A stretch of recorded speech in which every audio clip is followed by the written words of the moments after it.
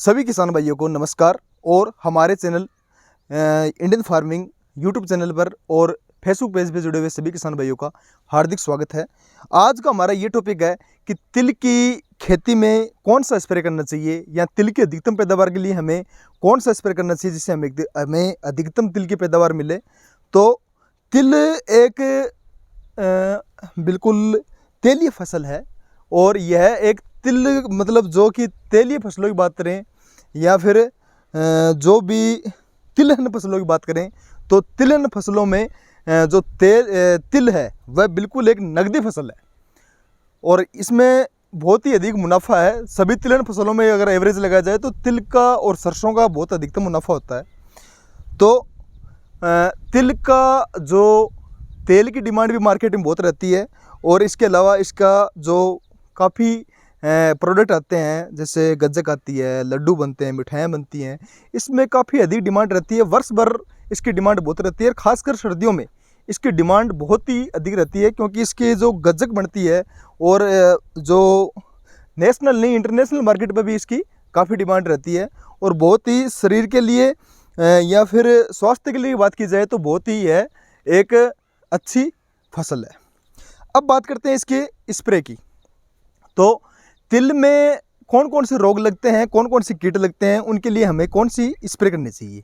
तो रोग की बात की जाए तो फाइटोप्थोरा और फाइलोडी रोग, स्टेम रोट रोग, रूट रोट रोग और बैक्टीरियल डिजीज ये मुख्यतः लगती हैं। इन सब के लिए किसान बार बार में स्प्रे नहीं कर सकता तो मुख्यतः हमें एक या दो स्प्रे कर देने चाहिए अच्छे से, क्योंकि जो किसान भाई बारानी भी करते हैं, सिंचित क्षेत्र में भी करते हैं तो उनसे ज़्यादा खर्चा नहीं होता है।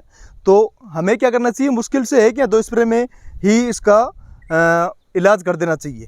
तो जो फाइटोप्थोरा रोग है वो भी फंगस का रोग है जिससे पत्तियां झुलस जाती हैं और जो फाइलोडी रोग है उससे पत्तियों का गुच्छा बन जाता है, जैसे कई पत्तियों का बिल्कुल एकदम गुच्छा बना हुआ है और जैसे इसमें पत्तियों का गुच्छा बना हुआ है और छोटे छोटे पत्तियों का गुच्छा बन जाता है। और इसके अलावा जो स्टेम रूट रोग है उसमें तना गल जाता है, जो रूट रोट रोग है उसमें जड़ गल जाती है।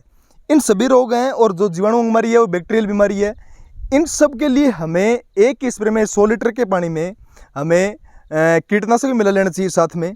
और इसके साथ में हमें फंगिसाइड की बात की जाए तो कार्बेंडाजिम प्लस मैनकोजेब 2 ml प्रति लीटर पानी के हिसाब से हमें स्प्रे कर देना चाहिए, या फिर कॉपर ऑक्सीक्लोराइड प्लस मैनकोजेब। सबसे जो हमने देखा है सबसे बेस्ट रिजल्ट तिल के मामले में, तो सबसे बेस्ट रिजल्ट मिला है कॉपर ऑक्सीक्लोराइड फाइटोप्थोरा के मामले में, यानी जो इसमें जो फंगस वाली बीमारी अधिकतम चलती है उसके लिए हमें कॉपर ऑक्सीक्लोराइड प्लस मैनकोजेब 2 ग्राम प्रति लीटर पानी के हिसाब से हमें स्प्रे कर देना चाहिए, या इससे कम भी कर सकते हैं हम।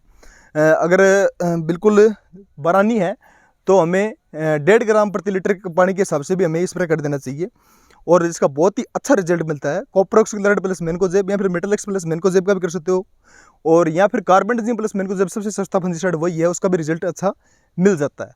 इसके अलावा बात की जाए तो कई बार क्या है कि जैसे हम इसके फूल देखते हैं तो फूल एकदम सिकुड़ जाते हैं, वो सिकुड़ते हैं उसमें एकदम जो फली जो बिल्कुल एकदम मक्खी पड़ जाती है इसमें, एक जिसे कलिकान मक्खी भी बोलते हैं, अलेले भाषा में अलेले लोग बोलते हैं, और इल्लियाँ भी पड़ जाती हैं।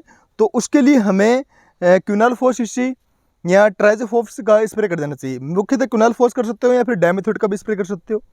तो कीटनाशक की बात की जाए तो क्विनालफोस या फिर डायमेथोड का स्प्रे हमें कर देना चाहिए जिससे बेस्ट रिजल्ट मिलता है। तो हमें एक ही जो अपनी स्प्रे करते हैं उसमें हमें बैक्टीरियल के लिए स्ट्रेप्टोसाइक्लिन और फंगिसाइड में हमें कार्बेंडाजिम प्लस मैनकोजेब या कॉपर ऑक्सीक्लोराइड प्लस मैनकोजेब और उसके साथ में एक इंसेक्टिसाइड हमें मिलाकर स्प्रे कर देना चाहिए। हो सके तो इनकी तीनों की डोज हमें 2 बार स्प्रे कर देना चाहिए जिससे हमें तिल की अधिकतम पैदावार मिलती है। और अगर हमें फिर भी रोगों से बचाना है या फिर कीटों से अधिक बचाना है तो हमें बिल्कुल एक मिश्रित खेती करनी चाहिए। बात की जाए तो जैसे तिल है तो तिल के बीच में अगर हम मूंग की खेती करें या मूंग की खेती के बीच में तिल की खेती करें, दोनों की मिक्स खेती करें तो तिल में बहुत ही कम कीटों का प्रकोप होता है और बहुत ही एक्सीलेंट रिजल्ट मिलता है। तो सभी किसान भाइयों को बहुत बहुत धन्यवाद, और वीडियो पसंद आया तो हमारे चैनल को लाइक कीजिए, कमेंट कीजिए, सब्सक्राइब कीजिए और आगे से आगे सभी किसान भाइयों के पास शेयर कीजिए ताकि सभी किसान भाइयों के पास सटीक सूचना मिले और सटीक जानकारी मिले। तो सभी किसान भाइयों को बहुत बहुत धन्यवाद। मैं डॉक्टर राहुल चौधरी, धन्यवाद।